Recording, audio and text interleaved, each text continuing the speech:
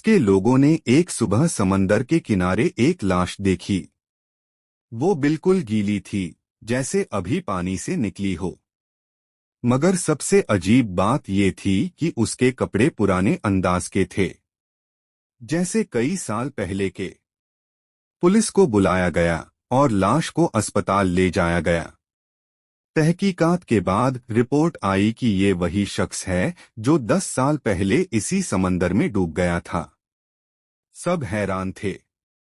इतने साल पानी में रहने के बावजूद लाश बिल्कुल ताज़ा थी, जैसे वो कल ही डूबा हो। जैसे ही पुलिस वाले लाश का हाथ खोलने लगे, सबके रोंगटे खड़े हो गए।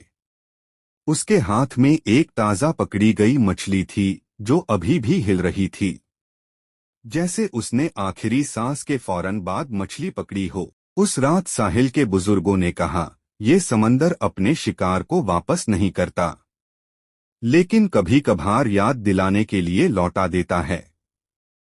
आखिरी लाइन, समंदर वक्त का हिसाब नहीं रखता, सिर्फ शिकार का रखता है।